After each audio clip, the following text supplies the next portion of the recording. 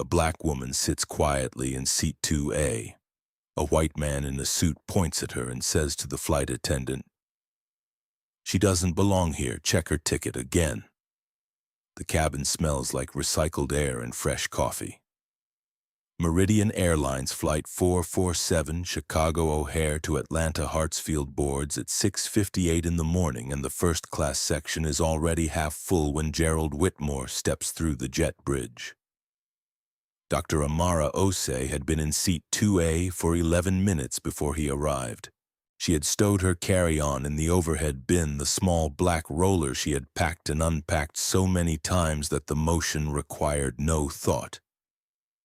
She had settled into the window seat, crossed one ankle over the other, and opened the patient file on her tablet, the one she had been reviewing the night before when she fell asleep at her kitchen table with her reading glasses still on.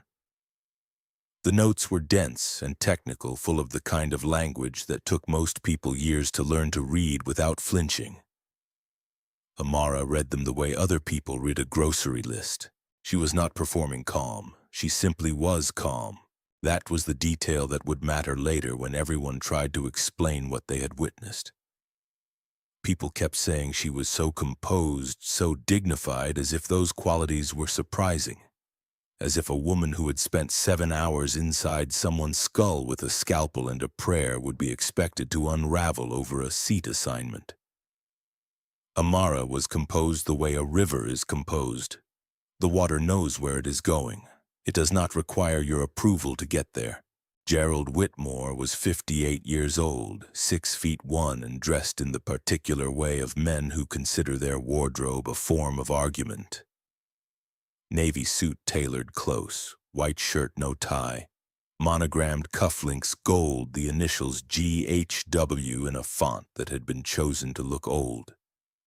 He carried a leather briefcase that cost more than most people's monthly rent, and he moved through the jet bridge with the easy authority of someone who had never once been asked to slow down. He had been flying this route every Thursday for 4 years. Chicago to Atlanta, seat 2C, always aisle, always first class, always Meridian, because he had an understanding with the gate agent. Doug, who had once bumped him to business class on a competitor and felt bad about it ever since.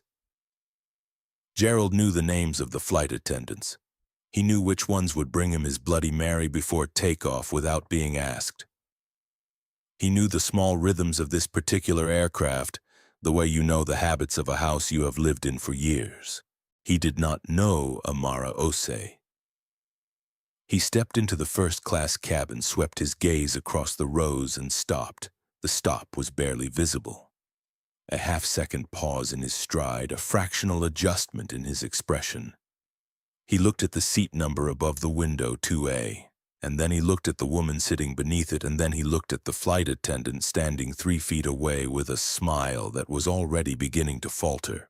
The flight attendant's name was Cassie. She was 26, 10 months into the job, and she had a gift for reading the specific frequency of discomfort that moved across a first-class cabin the way weather moves across open water. She felt it now. Gerald did not say anything immediately.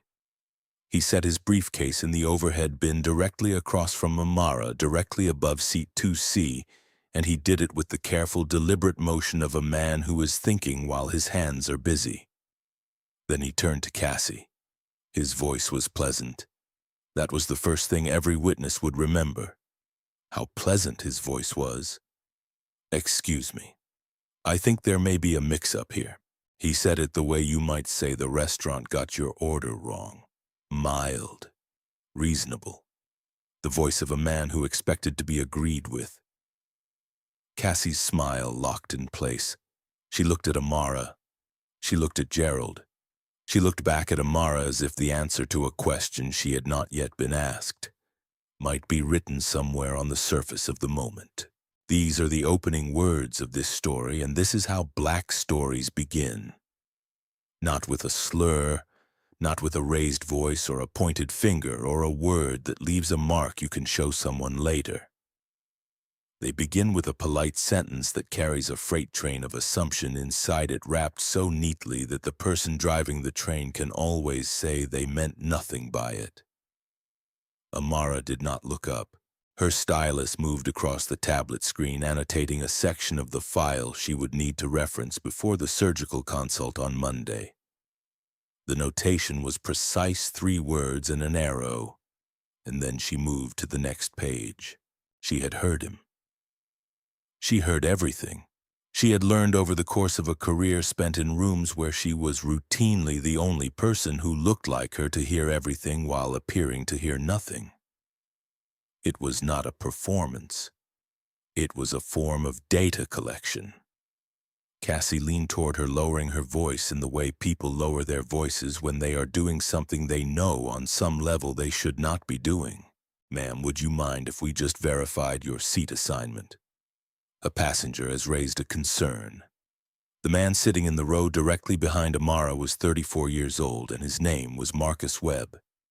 He was a freelance journalist on his way to Atlanta to cover an education summit. He had been watching since Gerald stopped in the aisle. He had the particular alertness of someone trained to recognize the shape of a moment before it becomes a story. He was already recording. Amara looked up from her tablet. She looked at Cassie not with anger, and not with the exaggerated patience of someone performing tolerance for an audience. She looked at her the way a doctor looks at a nurse who has just asked a question with an obvious answer. Steady, factual, waiting for the next thing. She reached into the inside pocket of her blazer. She handed Cassie her boarding pass. Boarding pass printed, not a screenshot seat. 2A confirmed Elite Plus designation printed in the top right corner in the small font that meant something specific to anyone who knew what it meant. Cassie took it. She looked at it for a moment longer than the verification required. Have you ever been asked to justify your presence in a room you had every right to enter? Have you ever watched someone decide in 3 seconds of eye contact that you simply did not fit, that the space you were occupying was a mistake, that the most polite and reasonable explanation for your being there was that something had gone wrong somewhere, some clerical error, some system glitch, some misunderstanding that a quick and painless correction could resolve?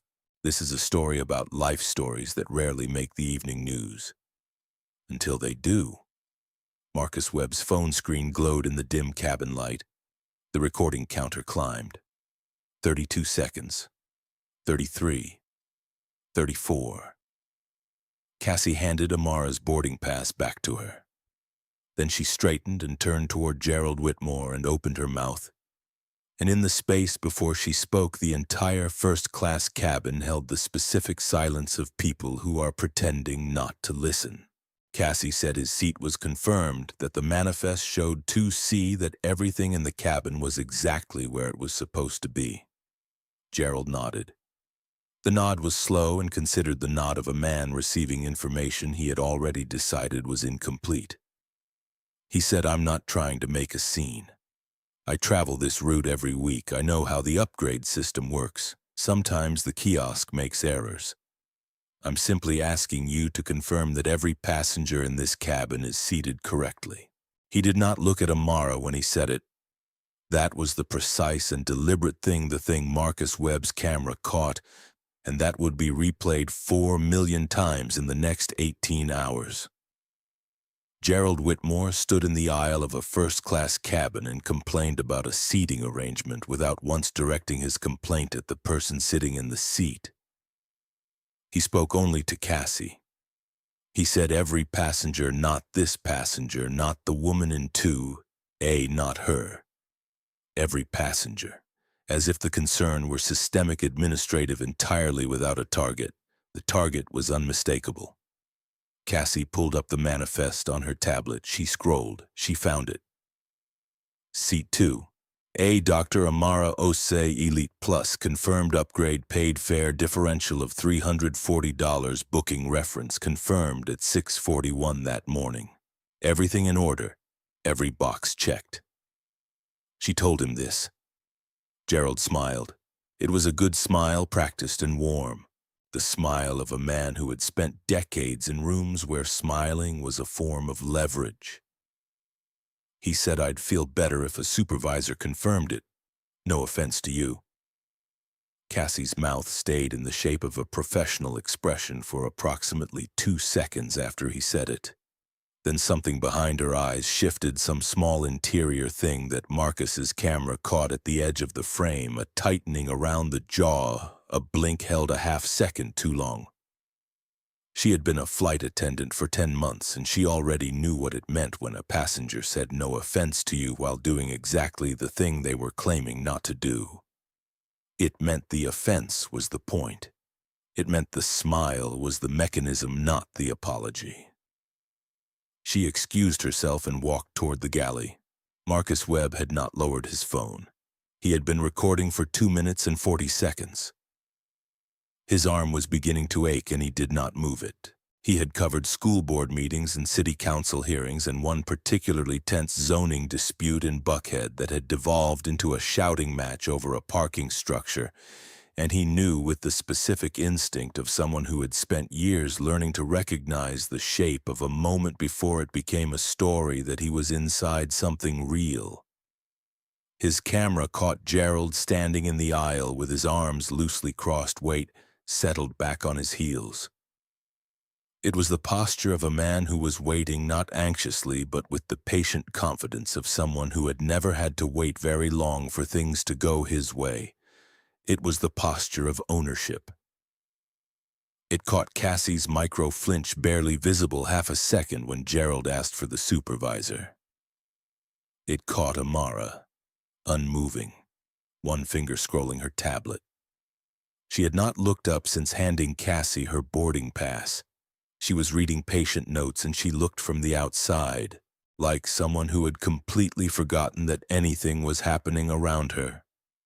That was the detail Marcus would think about later in the Atlanta hotel room where he filed his story at 2 in the morning.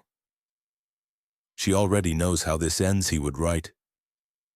Watch her hands. Raymond Cole came out of the galley at 7:41. He had been with Meridian for 12 years, long enough to have developed the particular economy of motion that comes from spending thousands of hours in a cabin where every gesture is observed. He was 44 years old, broad-shouldered, with the kind of face that people instinctively trusted even before he said anything. Cassie had briefed him in 40 seconds quietly near the beverage cart, and he had listened without interrupting, and then he had taken one breath and walked into the first-class cabin. Raymond had seen this before. Not this exactly, but the shape of it. The particular geometry of a complaint that was not really about what it claimed to be about. He had navigated versions of this shape for most of his career, and he had learned that how he moved through it mattered enormously, not just for the passenger being questioned, but for himself, for the 11 years he had invested in this job, for the specific and careful architecture of the professional life he had built inside a company that did not always make it easy. He walked to row 2. He said, "Dr. Osei, I sincerely apologize for the interruption. Just a quick formality. Could I see your boarding pass?" He said, "Doctor." He had read the manifest carefully the way he always did, and the manifest said Dr. Amara Osei, and Raymond Cole was not the kind of man who ignored what a manifest said. Gerald heard it. Something moved across his face quickly, like a shadow crossing pavement, gone before it could be named. It was the first crack. Small, nearly invisible, but it was there. Amara looked up. She did not reach for the boarding pass she had already shown Cassie. She did not reach for her phone. She reached into the inside pocket of her blazer, and she produced a card, and she placed it in Raymond's outstretched hand. And what Raymond held was not a boarding pass. It was a Meridian Elite Plus black card. Matte finish metal weight, her name embossed in clean silver letters. The card Meridian issued to passengers who had crossed 500,000 lifetime miles with the carrier. Less than 1% of their frequent flyer base held it. It had its own dedicated phone line, a separate check-in lane at 14 airports, and a small printed number on the back that connected directly to a regional vice president's office, rather than the general customer service queue. Raymond held it for a moment longer than the verification required. Gerald saw the card. His eyes moved to it and then moved away too quickly, and then returned to it the way eyes return to something they are trying not to look at. In seat 2B, Patricia Huang had stopped typing mid-sentence. She was 41 years old, a corporate attorney from Chicago's West Loop, and she had the trained attention of someone accustomed to watching a room for the thing that mattered. She had been watching since Gerald stopped in the aisle. She had said nothing. She had opened her laptop when Cassie walked to the galley, and she had begun typing, and now she had stopped and she was looking at the black card in Raymond's hand, with an expression no one in the cabin was positioned to read correctly. In row 3, a 20-year-old college student named Deja had already found Marcus Webb's footage. It had appeared on her X feed 30 seconds after he uploaded it, flagged by an account she followed that monitored travel discrimination incidents. 30 seconds of footage, no audio, a first-class cabin, a black woman seated at the window, a man in a suit speaking to a flight attendant while the woman appeared not to notice. Deja had screenshotted it and posted it to her story without a caption. The post went up at 7:43. The flight was scheduled to depart at 8:15. 32 minutes. Gerald knew about departure windows. He knew about cascade delays, gate reassignments, the operational mathematics of a first-class dispute that outlasted the boarding window. He knew that time pressure worked in his favor, or he believed it did. He believed that the easiest resolution, the one that everyone in this cabin actually wanted, was for the woman in 2A to simply gather her things and move quietly to a different seat, and for the flight to push back on schedule, and for all of them to arrive in Atlanta and go about their lives. What he did not know about Amara Osei was that she had not missed a flight in 11 years. Raymond looked up from the card. He opened his mouth to speak. Gerald took a step forward from his position near the aisle. Amara closed her tablet. The sound of it was small, a soft click of the cover meeting the screen, and it was somehow the loudest thing that had happened in the cabin since Gerald arrived. She looked at Gerald Whitmore, not at Raymond, not at Cassie, who had reappeared at the edge of the galley doorway, not at the 15 other passengers who were now watching with the careful attention of people who have committed to pretending they are not watching. She looked at Gerald directly and without hurry, and her expression was the specific neutrality of a surgeon delivering a terminal diagnosis, the face of someone who has learned to present difficult information in a way that leaves no room for argument. Not because the argument is forbidden, but because the facts make it unnecessary. She said 4 words, "I'll wait for Raymond." Then she opened her tablet again. Gerald Whitmore stood in the aisle of Meridian Flight 447 and did not speak. He had a response prepared. Gerald always had a response prepared, but something in those 4 words had located and quietly removed the floor from beneath it.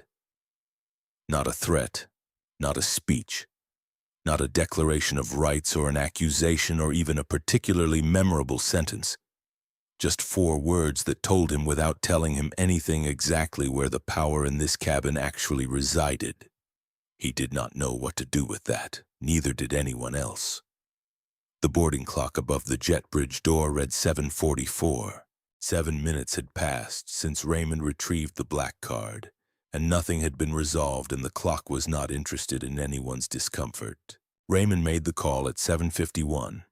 He stepped into the galley, spoke quietly into the gate communication line, and kept his voice level in the way of someone who has learned that the tone of a report shapes how seriously it is received.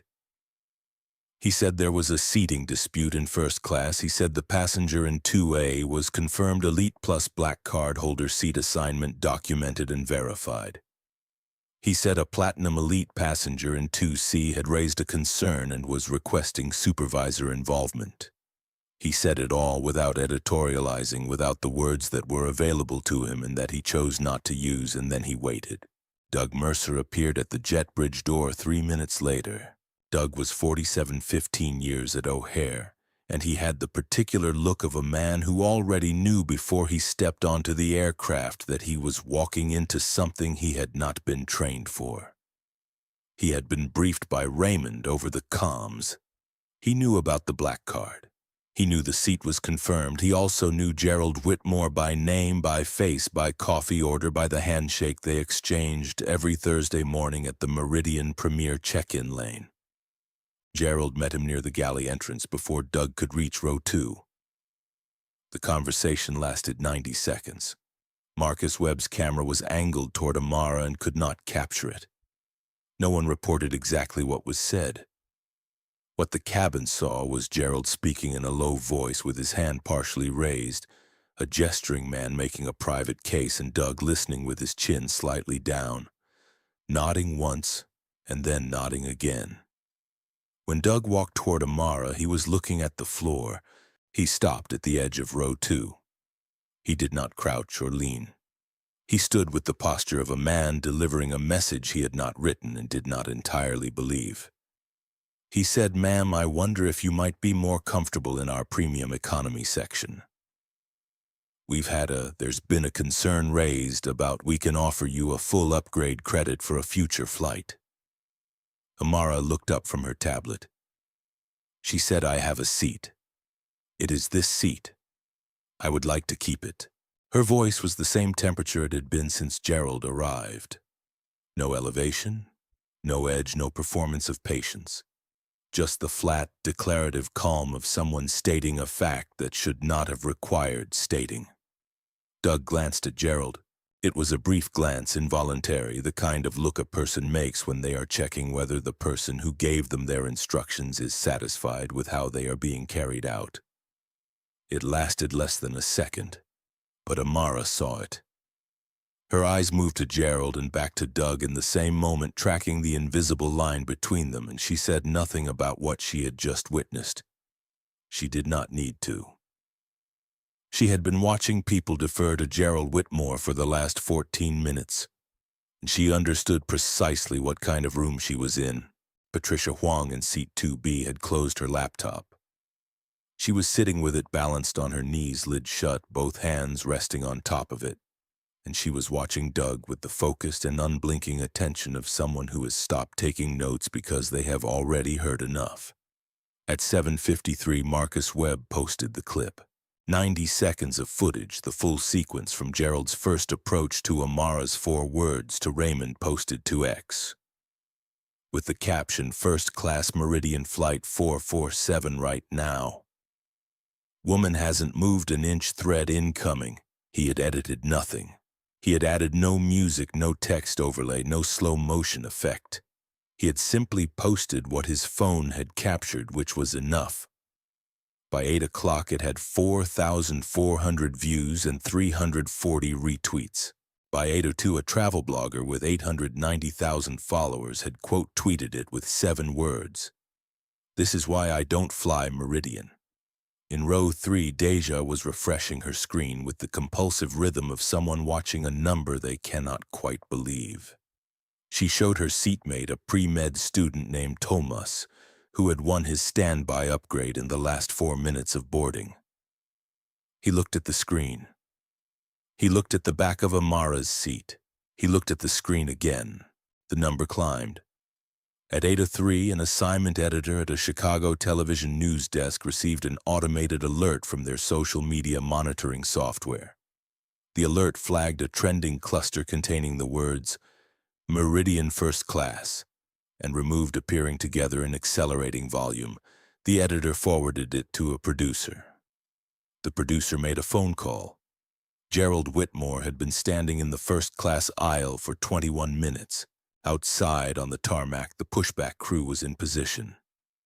The jetway was still attached. Every minute past 8:15 would trigger Meridian's Cascade Delay Protocol Gate Reassignment Crew Hour, logging a minimum operational cost of $4,200 per delayed minute after pushback authorization. Gerald knew about delays.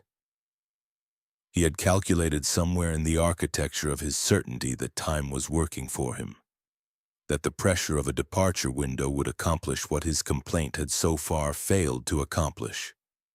that eventually the path of least resistance would become obvious to everyone in the cabin, and the path led away from seat 2A. He looked at Doug. He said loudly enough that the passengers in rows 1 through 4 could hear him clearly, "If this aircraft doesn't depart on schedule because of a seating dispute, I want that documented. I want to know who made the decision to allow this disruption to continue." He had changed the sentence. He was no longer talking about a seat assignment or a kiosk error or a manifest discrepancy. He was talking about a disruption. He was talking about her presence as the event causing harm, himself as the aggrieved party, and the crew as the body responsible for allowing it to persist. It was a pivot executed smoothly, the kind of rhetorical move that requires practice, and Gerald had had practice. Doug did the thing that changed everything. He picked up the gate phone and called for airport security. The cabin fractured along lines that had been forming since Gerald first stopped in the aisle. In row 4, 2 men in business attire who had said nothing throughout sat with their eyes forward. They had not objected. They had not looked at Amara with anything readable. Their silence had been continuous and total, and in a cabin, this small, continuous and total silence was not neutral. Patricia Huang had turned in her seat to face the aisle directly. She was not pretending to read. She was not looking at her phone. She was watching with the open and unambiguous attention of someone who has made a decision about what they are witnessing and is no longer interested in appearing uninvested. In row 1, an older white woman named Beverly, silver-haired, traveling alone, had both hands wrapped around her armrests. She had been on the verge of saying something for the last 6 minutes and had not said it, and the effort of not saying it was visible in her jaw and her shoulders and the way her eyes kept moving between Gerald and Amara and back. Amara had put her earbuds back in, both of them. She was sitting with her tablet open, one ankle crossed over the other, her hands resting in her lap with the absolute stillness of someone who has no intention of moving. There was no white-knuckling, no rigid posture of someone bracing against an assault. No performance of dignity designed to communicate itself to the room. Just actual stillness, the real kind, which has no audience and requires no maintenance, and which looked from the outside like the most destabilizing thing she could have possibly projected. 2 security officers boarded at 8:07. They were professional.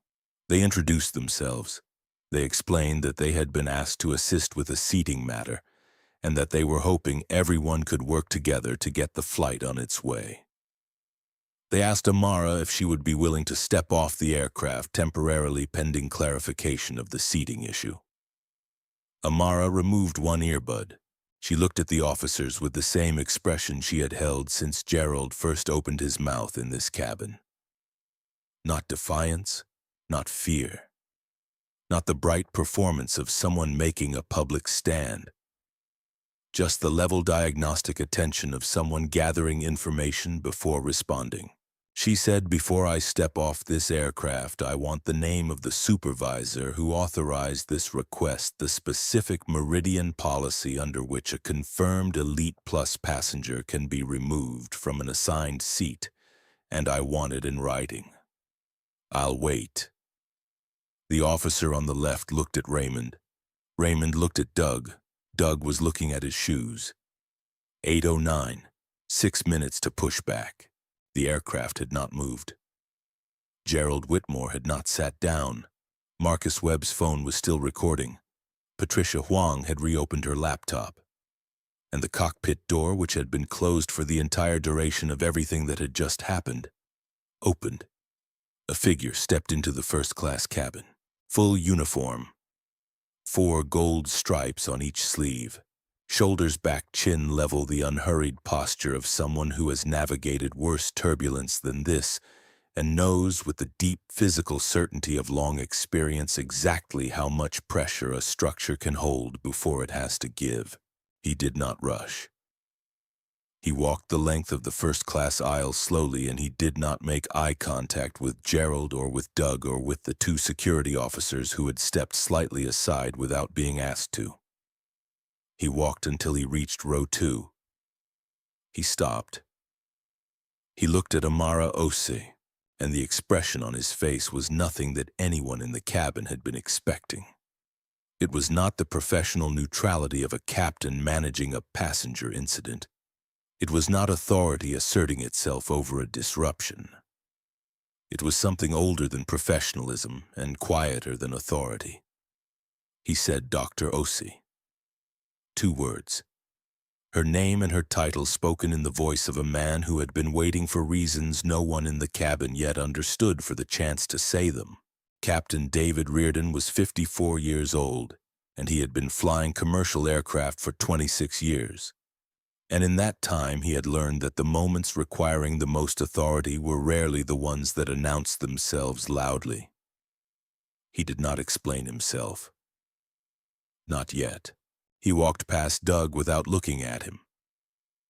He walked past the 2 security officers who stepped aside with the instinctive deference people extend to a uniform that outranks their own. He walked to the forward galley wall where the cabin intercom handset hung in its bracket, and he lifted it with the unhurried deliberateness of a man who has never once picked up a handset in a hurry because hurry communicates panic, and panic is the one thing a captain cannot afford to communicate. He pressed the button. He said, "Ladies and gentlemen, this is your captain. We have a brief delay while I attend to a matter of importance in the first-class cabin. I apologize for the wait. It will not take long." He replaced the handset. In the economy cabin, 140 passengers adjusted their expectations in the way passengers do with size and shifted weight and the resigned reopening of phones. None of them knew what was happening 12 rows ahead of them. Most of them would know by the time they landed. Reardon turned to face Doug and the 2 security officers. He said, "This passenger will not be leaving this aircraft. Her seat is confirmed. The matter is closed." One of the officers, the younger one, began to say something about the complaint that had been filed, about the process that had been initiated, about the protocol that required them to. Reardon said, "I'm aware of the complaint."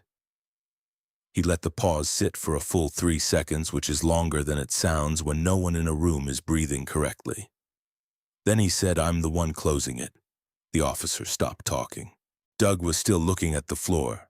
The floor had become, in the last 4 minutes, the only safe place for his eyes. Reardon turned away from them. He turned to face the first-class cabin, all of it. The 11 occupied seats, the fractured silence, the phones that were recording, and the hands that were gripping armrests, and the one woman in seat 2A who had still not looked up from her tablet, who was reading patient notes on a Tuesday morning as if the last 31 minutes had been a minor atmospheric event, something to be noted and then set aside. He spoke to all of them. Not to Gerald specifically, not to the security officers, not to Raymond or Cassie or the college students in row 3. To all of them in the flat and cadenced voice of someone delivering a mission briefing, a voice that contained no theater and required none. He said, 8 years ago, my daughter was admitted to Northwestern Memorial Hospital in Chicago with a hemorrhagic stroke. She was 19 years old. The attending neurosurgeon was called in at 2 in the morning and performed an emergency procedure that lasted 7 hours. The admitting team had assessed the survival probability at less than 12%. He paused. The cabin was so quiet that Marcus Webb would later say he could hear the ventilation system cycling. Reardon said, "My daughter is 27 years old now. She teaches 4th grade in Evanston. She has a son who is 4 years old, and who is, in my entirely unbiased assessment, the best 4-year-old currently alive." Another pause. Shorter this time. He said, "The surgeon who performed that operation is sitting in seat 2A. What happened next happened in slow motion.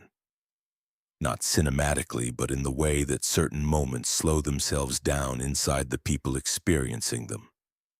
As if the brain understands that this is the kind of thing it will be asked to recall in detail for the rest of a life and begins archiving accordingly." Gerald Whitmore's face did not collapse. His jaw did not drop. He did not make the sound that people make in movies when they have just understood something terrible about themselves. His face went still, not blank, not shocked, but still in the way of a man who has just recognized something in a mirror he cannot unsee. It was not recognition of Amara. It was recognition of himself, of the specific and ordinary shape of what he had been doing for the last 31 minutes, now illuminated from an angle he had not anticipated. Cassie's hand went to her mouth. She was the only person in the cabin who made an audible sound, a small involuntary exhale, barely a syllable, the sound of someone absorbing information through the body rather than the mind. Raymond Cole straightened. He was already standing straight, but he found some additional degree of uprightness that had not been visible before.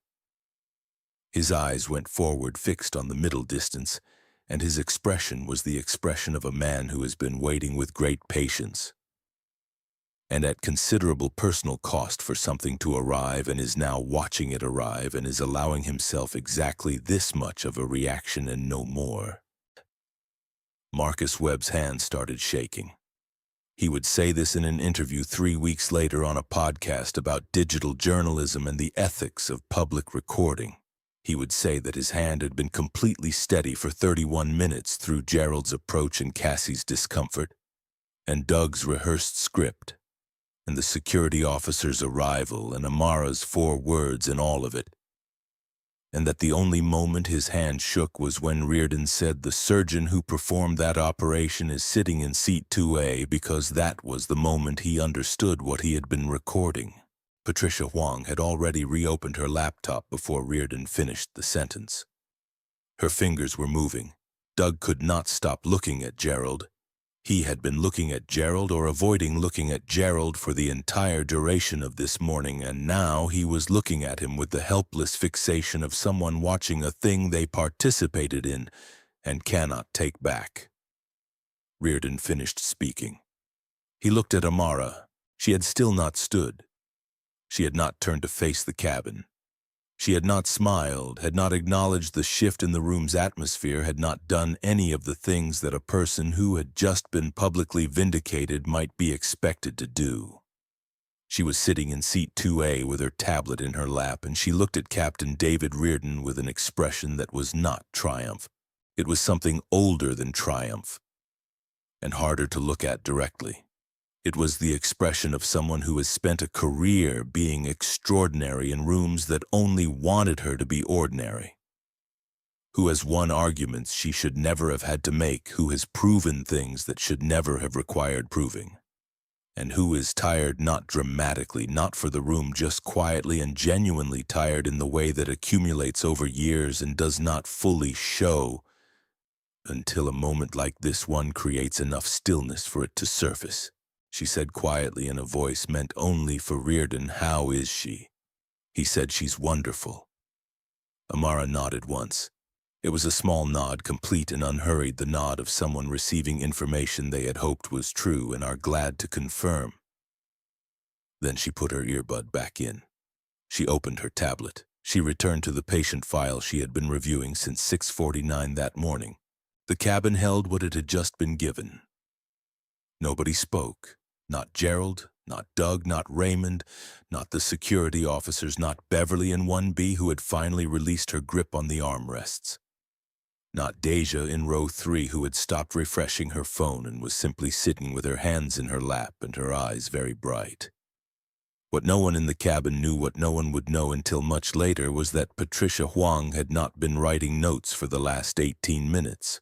She had been drafting a formal complaint to Meridian Airlines' legal department. It was time-stamped.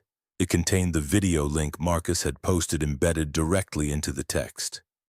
It cited 3 specific provisions of Meridian's own contract of carriage, 2 federal aviation statutes, and 1 precedent from a 2019 DOT enforcement action against a regional carrier.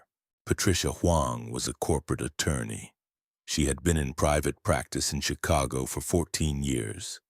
For the last 6 of those years, she had been retained as outside counsel for Meridian Airlines' Northeast regional operations. Gerald Whitmore had been making his case in front of Meridian's own lawyer for 26 minutes.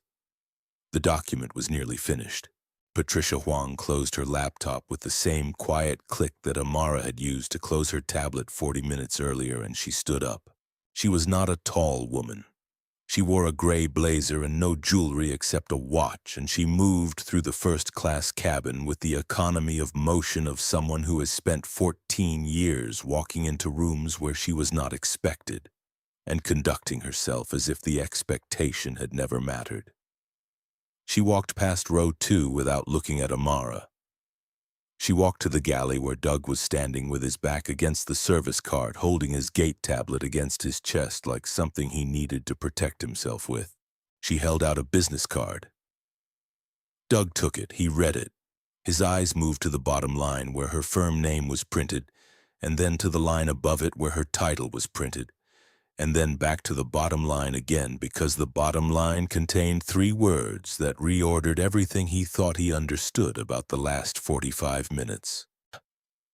Patricia said Meridian's contract of carriage, Section 9. Clause 4 states that no confirmed ticketed passenger may be removed from an assigned seat absent a documented safety concern or federal security directive. Mr. Whitmore raised neither. What was raised, documented on this aircraft's own security camera system and on multiple personal devices, was a racially motivated complaint against a confirmed passenger. I'll be filing a formal civil rights complaint under 49 U.S.C. Section 40,127 before this aircraft lands. She took the card back from his hand. She returned to seat 2B. She opened her laptop. Doug did not move for 45 seconds. This was later confirmed by the forward galley camera timestamp. 45 seconds in which he stood with his tablet against his chest and his eyes on the middle distance, and whatever was happening behind his face happening entirely without witness. Gerald Whitmore was sitting in the jump seat near the galley entrance.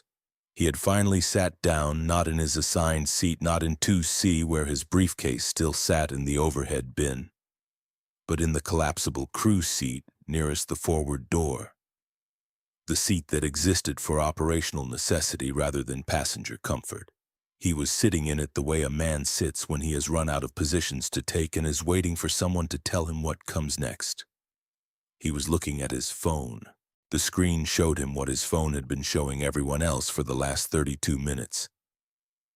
Marcus Webb's video.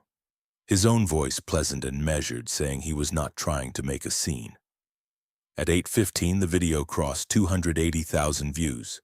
In the Meridian Airlines corporate offices on West Wacker Drive in Chicago, the brand monitoring system had already sent alerts to 4 separate inboxes. The VP of Customer Experience received hers at 8:13. The 3 regional managers received theirs in the following 90 seconds. The alert that landed in the inbox of the Chief Communications Officer, Diane Ferraro, arrived at 8:15 and contained a single line of automated text above the video link trending alert high-velocity aviation category immediate review recommended. Diane Ferraro was 51 years old and had spent 22 years in corporate communications, the last 7 of them in aviation, and she had developed over that time the specific and finely calibrated instinct of someone who can assess the weight of a crisis in the first 10 seconds of contact with it. She pressed play. She watched the 90-second clip once. She watched it a second time with the sound off, watching only the bodies, Gerald's posture, Cassie's flinch, Amara's stillness. She looked at the view counter in the corner of her monitor. 1.1 million views, 47 minutes after upload. She said to her deputy, a 32-year-old named Chris, who was standing behind her left shoulder with a legal pad, "Who is she?" Chris read from his screen.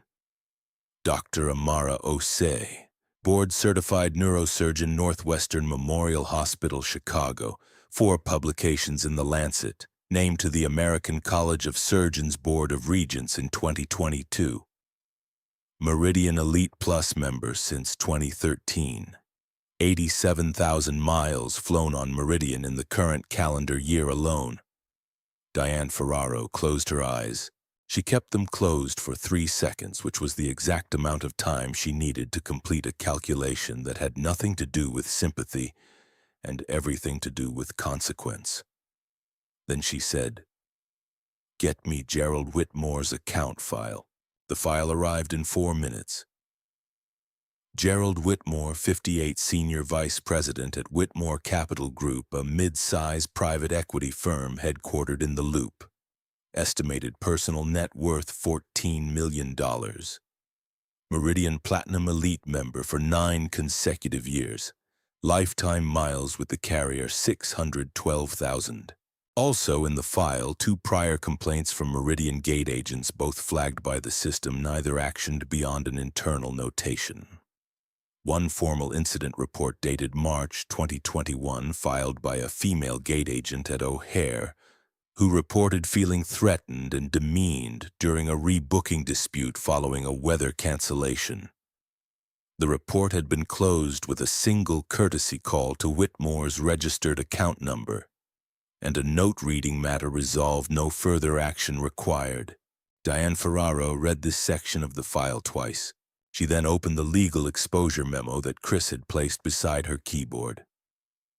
Under 49 U.S.C. Section 40,127, the federal statute prohibiting discrimination by air carriers, a single confirmed violation carried a civil penalty of up to $37,500 per incident. If an outside attorney filed a formal complaint and it was referred to the Department of Transportation's Office of Aviation Consumer Protection, discovery would follow. Discovery meant the 2 prior gate agent complaints would surface. Discovery meant the 2021 incident report would surface along with the notation reading "No further action required." If the complaint certified as a class action predicate, the exposure expanded to include injunctive relief compelling carrier-wide policy reform, the legal fees for which Meridian's general counsel had already informally estimated in a message Diane could see in her inbox at between $4 and $9 million, depending on the duration of litigation. She looked at the trading screen her deputy had pulled up on the secondary monitor. Meridian's stock had opened that morning at $47.20.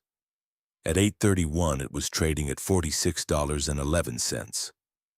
A drop of 2.3% in 16 minutes, driven entirely by the social media volume, on a video that was now approaching 2 million views and had been picked up by 3 national news aggregators and 1 major cable network's breaking news ticker. Diane Ferraro picked up her phone and called the Chicago O'Hare Meridian station director directly. She did not use her deputy as an intermediary. She did not send an email. She called, and when the station director answered, she spoke for 4 minutes without interruption, and her voice had the quality of someone who has already done the math and is now simply communicating the results. She said Gerald Whitmore's Platinum Elite membership was to be formally suspended pending investigation, and that he was to be informed of this before the aircraft pushed back. She said the gate supervisor who had called airport security was to be placed on administrative leave, effective immediately. She said a written apology on company letterhead signed by Diane Ferraro personally was to be prepared for delivery to Dr. Amara Osei upon landing at Atlanta Hartsfield. She said the aircraft was to depart now with Dr. Osei in seat 2A. The station director asked if the notification to Mr. Whitmore should be handled discreetly given his history with the carrier and his profile as a long-term Platinum member. Diane said he made his complaint publicly. The resolution will be handled professionally. There is no discreet version of this. She ended the call. At 8:39, a gate agent boarded Flight 447 for the last time. He walked to the jump seat near the galley where Gerald Whitmore was sitting. He handed him a folded note, white paper, Meridian letterhead, 4 sentences. Gerald unfolded it and read it. He read it again. His face moved through several expressions in the span of about 8 seconds and then settled into something that was not quite any of them.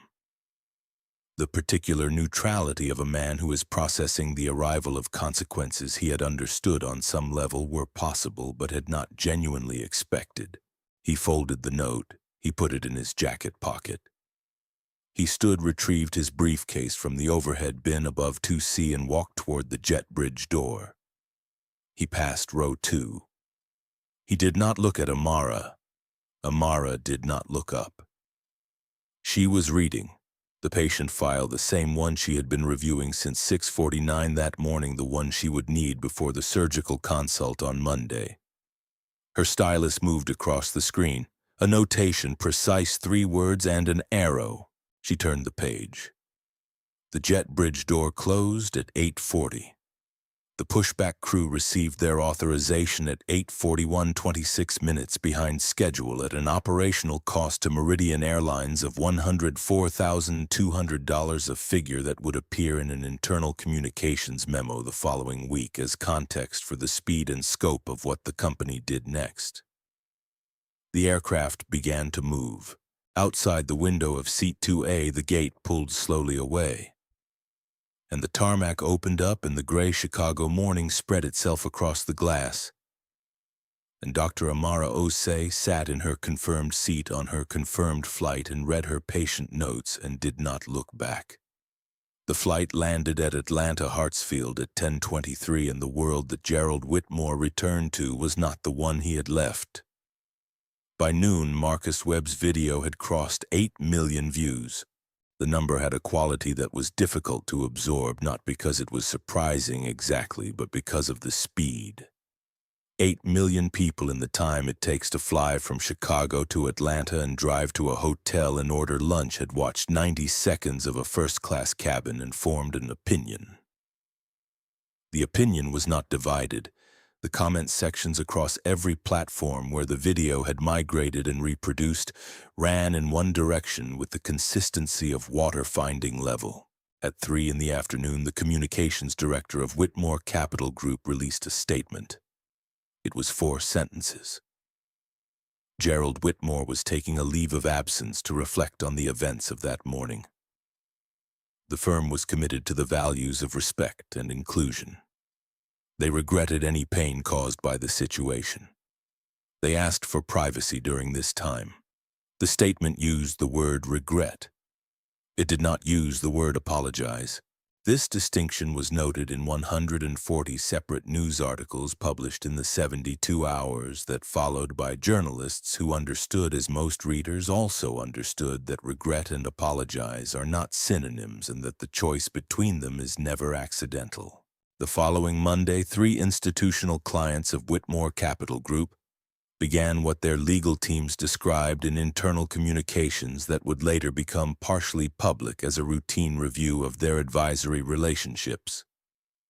2 were pension funds. 1 was a university endowment. Their combined assets under Whitmore Capital's advisory management were $880 million. The reviews were described as routine. No one believed they were routine. Gerald Whitmore did not return to his office. On the 11th day after the flight, a 1-sentence announcement appeared on the Whitmore Capital Internal Communications Board. He had resigned effective immediately to pursue other opportunities. There was no public statement from Gerald. There was no interview. There was nothing from him at all, which was in its own way the loudest thing he had said since the morning he stood in the aisle of Flight 447 and told a flight attendant he was not trying to make a scene. His Meridian Platinum Elite membership was revoked by letter. The letter was 2 paragraphs. The first paragraph informed him of the decision. The second paragraph cited the specific provision under which the decision had been made. Meridian's Contract of Carriage, Section 9, Clause 4. The exact language that Patricia Huang had recited in the galley while Doug stood with his tablet pressed against his chest and could not make himself move. 72 hours after the flight, Patricia Huang's firm filed a formal civil rights complaint with the Department of Transportation's Office of Aviation Consumer Protection on behalf of Dr. Amara Osei. Meridian Airlines did not contest it. What they did instead was call Patricia Huang's office within 18 hours of the filing and request a meeting. The meeting lasted 4 hours. Diane Ferraro was present for the final 90 minutes of it, having flown in from a conference in New York that she left early without explanation to her colleagues who did not need one.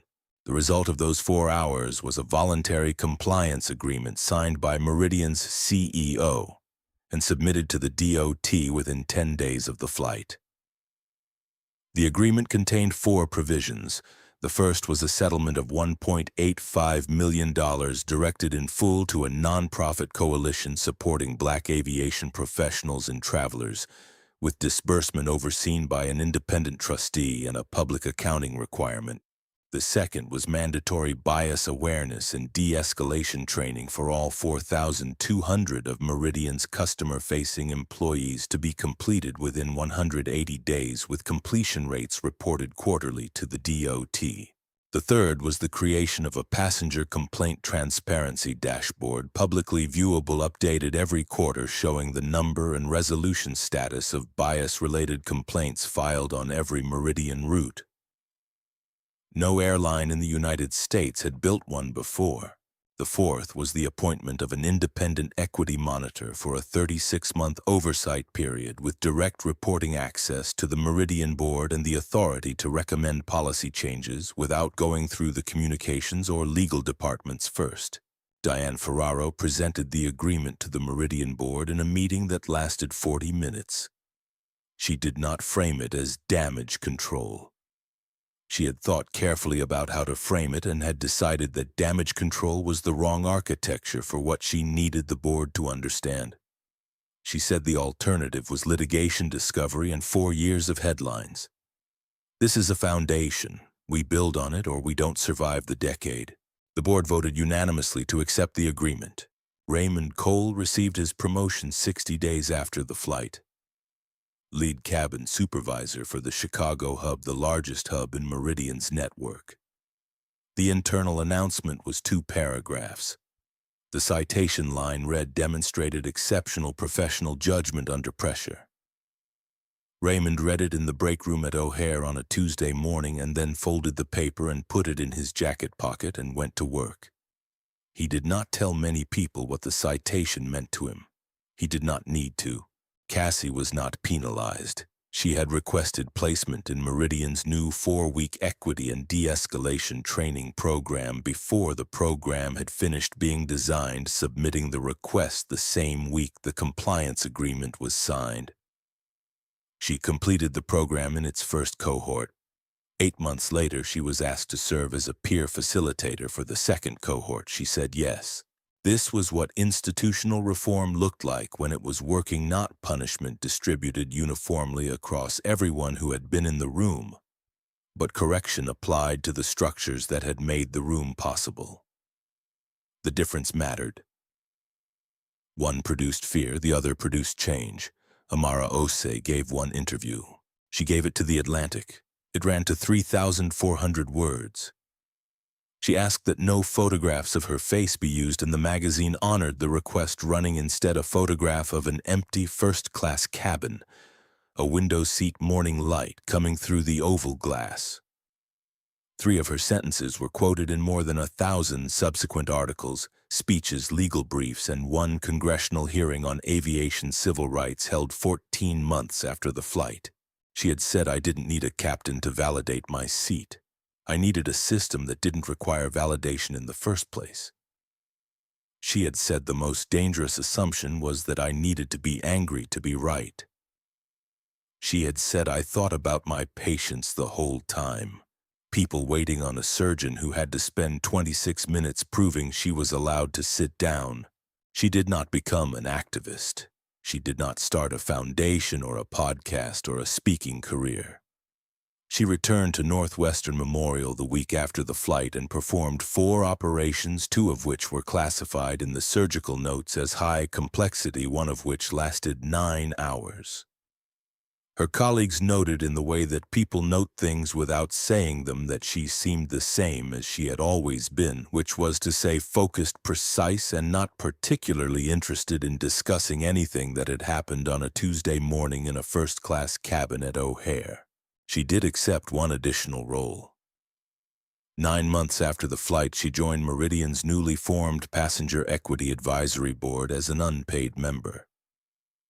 The board had a formal charter board-level reporting access and the structural independence to make recommendations that the company was contractually obligated to respond to in writing within 30 days. She chaired its first meeting on a Thursday morning. She arrived early. She was seated before anyone else. Her notes were already open on her tablet. In the 12 months following the Meridian Compliance Agreement, bias-related complaints on Meridian flights decreased by 34%. The Passenger Complaint Transparency Dashboard was viewed 290,000 times in its first quarter of public operation. 3 other major United States carriers introduced similar dashboards within 18 months, each citing in their press releases the language of industry standard alignment, which was the corporate way of saying they had watched what happened and decided to get ahead of it. The Settlement Coalition distributed $1.85 million across 11 organizations, funding 34 scholarships for Black aviation students and 2 community legal aid programs that specialized in travel discrimination cases. One number existed that the story returned to at the end quietly without drama. In the year before the flight, 6.2% of commercial airline pilots in the United States were Black. In the year following the Meridian Compliance Agreement, Meridian's recruitment pipeline for minority pilot candidates increased by 19%. Change was slow. Change was also sometimes measurable. Those 2 things were both true, and they did not cancel each other out. 34 scholarships, 19%. One transparency dashboard that 4 other airlines would eventually replicate. One woman who chaired a board meeting on a Thursday morning and had her notes already open when everyone else arrived. The seat had always been hers. What changed was the system surrounding it. 2 years after Flight 447, Captain David Reardon filed his retirement paperwork on a Wednesday afternoon in the same Chicago office where he had filed every form of consequence in his 26-year career with Meridian. The retirement announcement circulated internally the following morning. It was 2 sentences. It named his years of service and wished him well. It did not mention the flight or the cabin or the woman in seat 2A, because those things had become in the intervening 2 years a story that existed outside of any single person's telling of it. His retirement dinner was held on a Friday evening at a restaurant in Lincoln Park. 31 people around a long table, colleagues and family, and a few friends from the early years when he was flying regional routes in the Midwest on aircraft a fraction of the size of the ones he commanded at the end. Maya sat at the far end of the table from the podium, which was not a podium, just the end of the table where people stood when they wanted to say something. Several people said something. There were jokes about his coffee consumption and his preference for arriving at the gate 40 minutes before anyone required him to, and his habit of walking the exterior of the aircraft himself before every departure, even when the ground crew looked at him with the patient indulgence of people who had given up, explaining that this was unnecessary.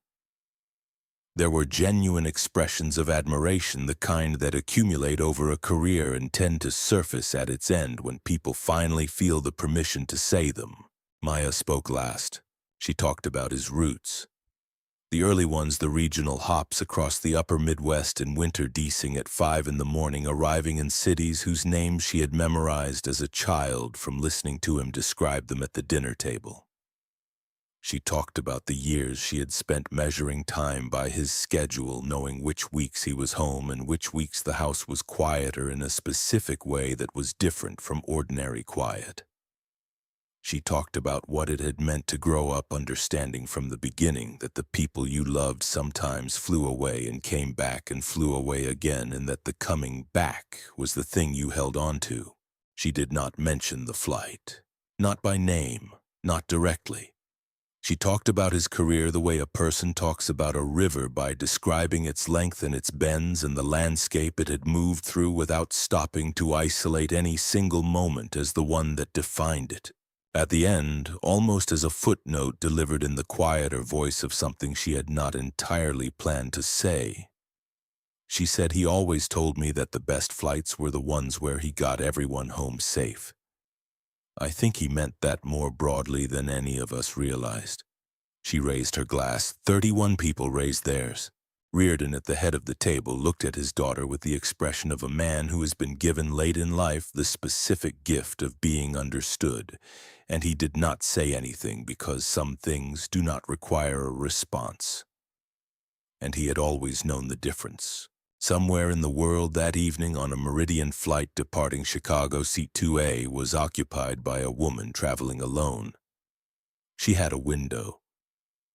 Below her, the city arranged itself in its grid of light, the expressways and the neighborhoods and the dark band of the lake at the edge of everything. She did not know the history of the seat she was sitting in.